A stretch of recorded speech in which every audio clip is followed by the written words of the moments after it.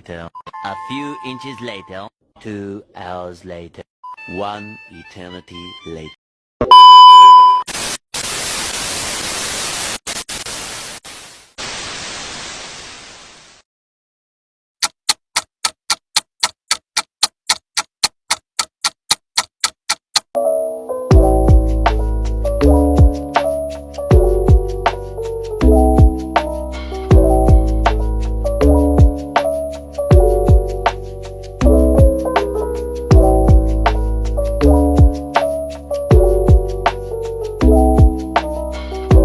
Assalamualaikum warahmatullahi wabarakatuh.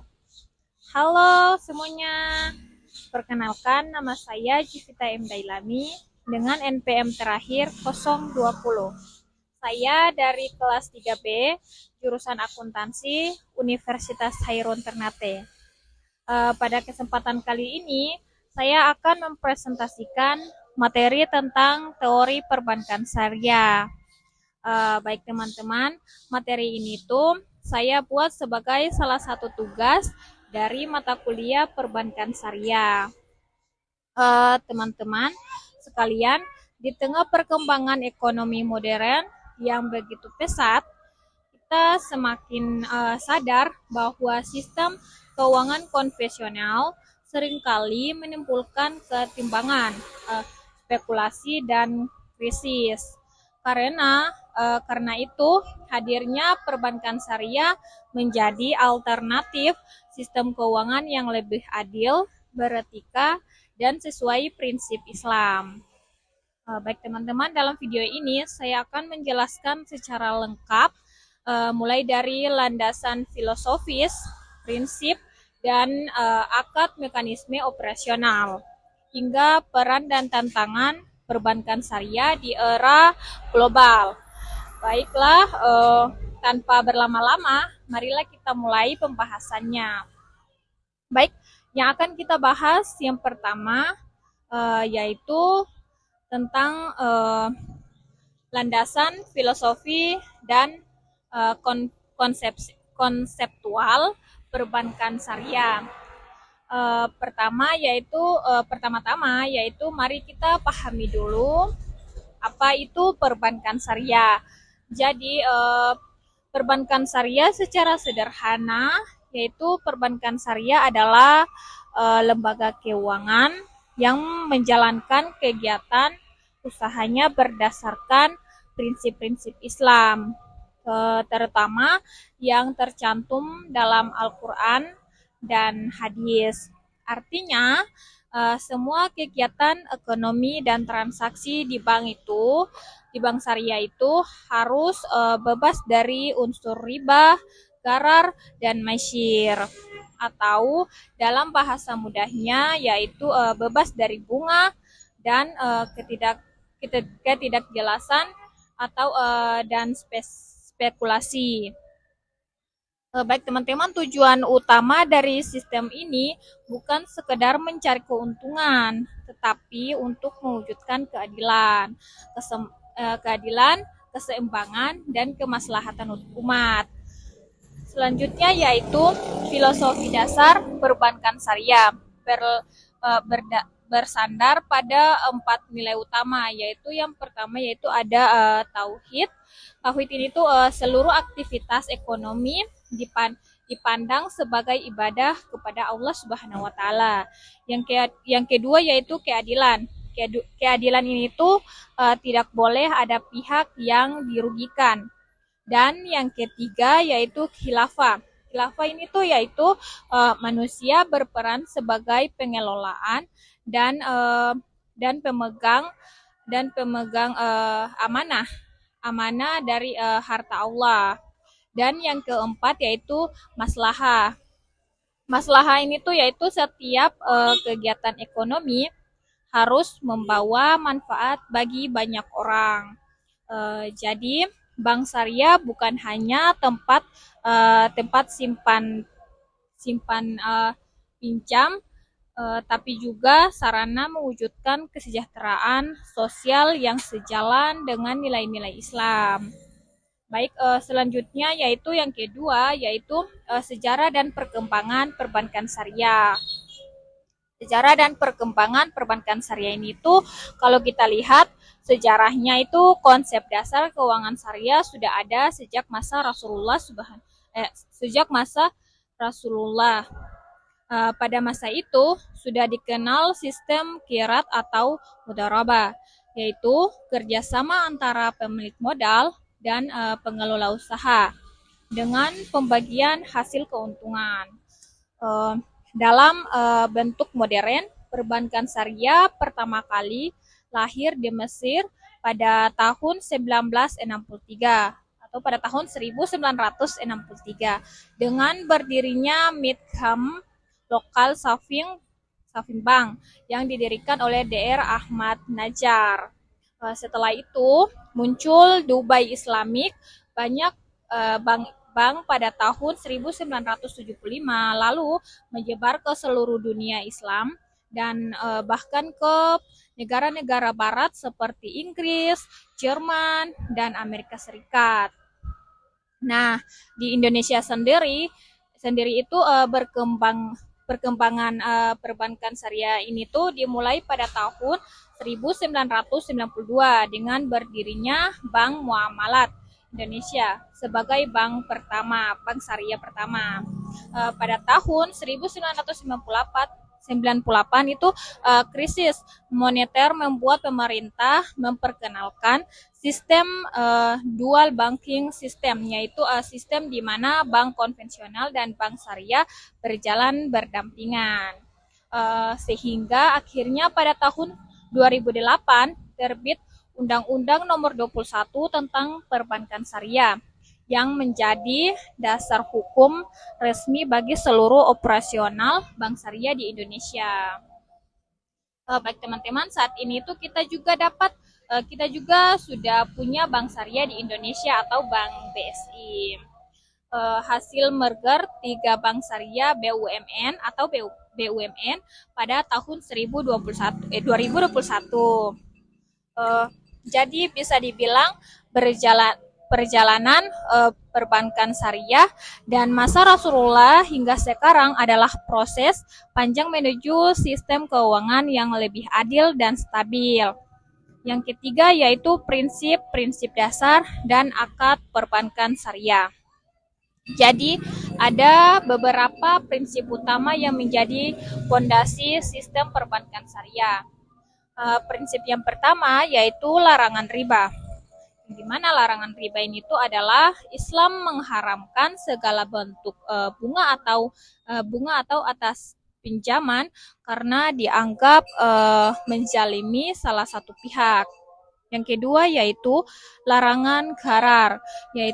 Larangan gharar adalah transaksi yang mengandung ketidakjelasan, misalnya barangnya tidak jelas, harganya tidak pasti, atau waktu penyerahannya tidak ditentukan.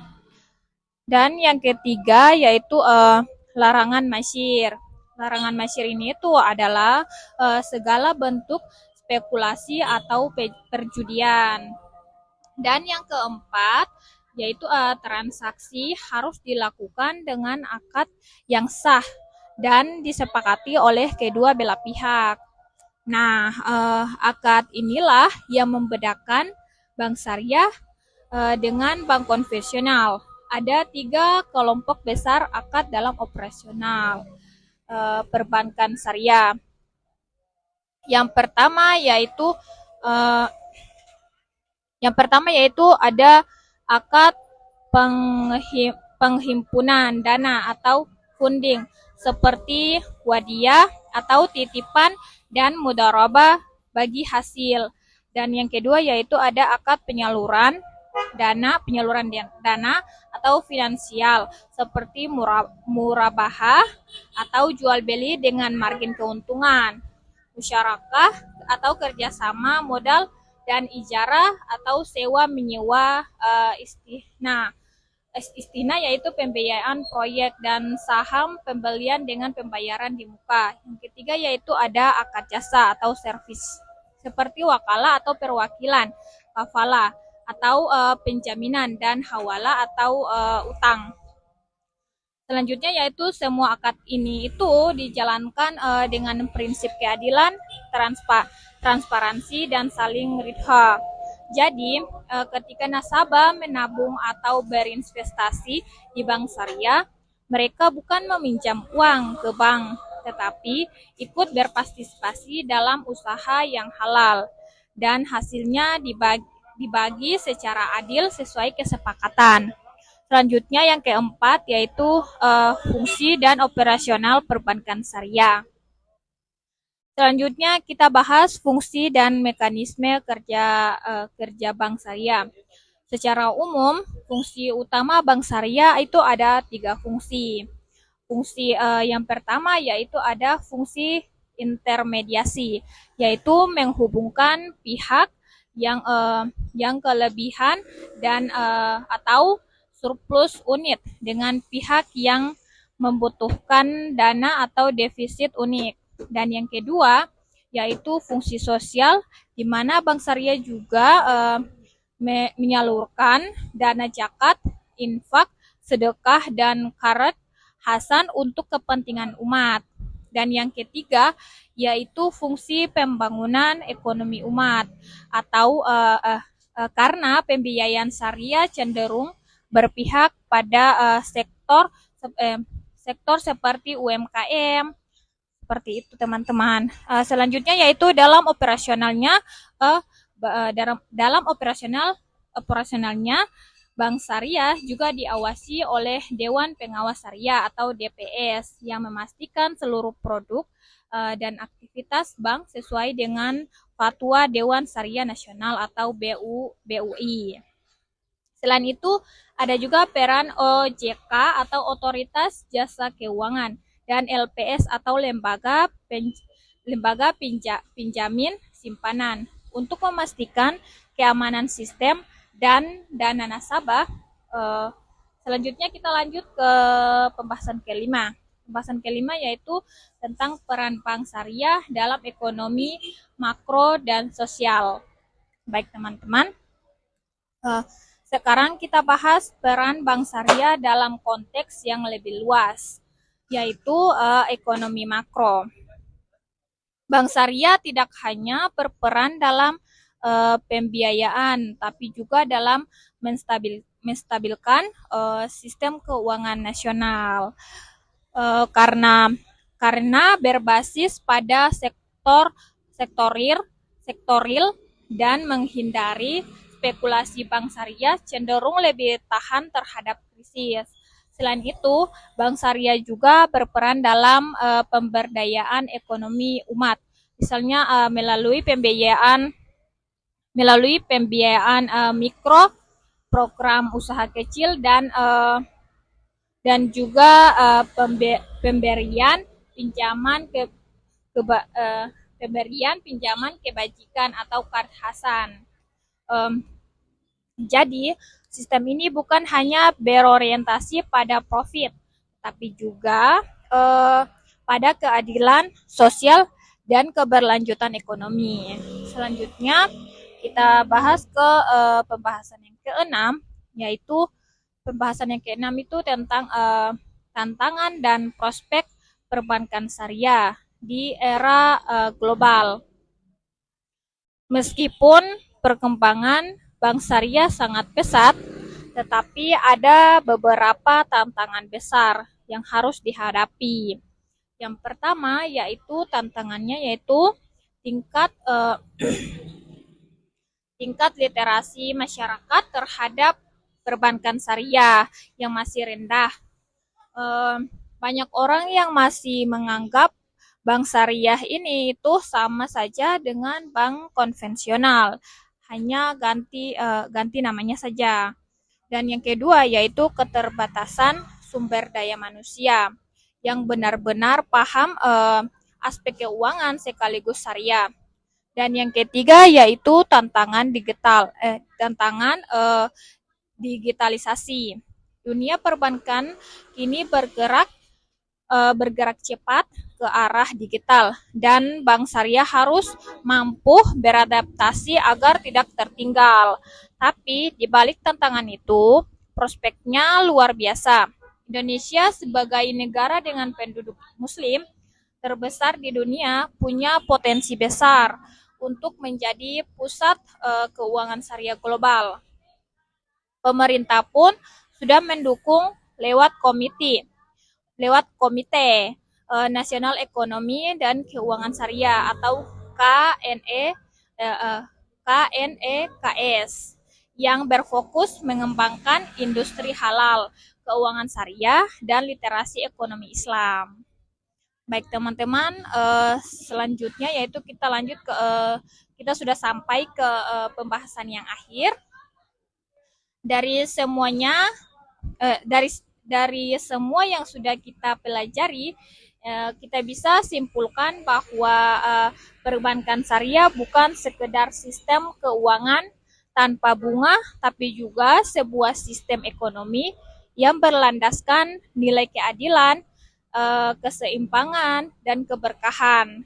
Terus sistem ini mendorong setiap pelaku ekonomi untuk bertanggung jawab, transparan, dan saling menguntungkan. Saya harap dengan harapannya semoga kita sebagai generasi muda bisa terus mendukung pengembangan ekonomi syariah menjadi kekuatan ekonomi bangsa yang berkeadilan dan berkelanjutan. Terima kasih sudah menyimak presentasi ini sampai akhir. Dan jangan lupa like, komen, dan subscribe. Wassalamualaikum warahmatullahi wabarakatuh.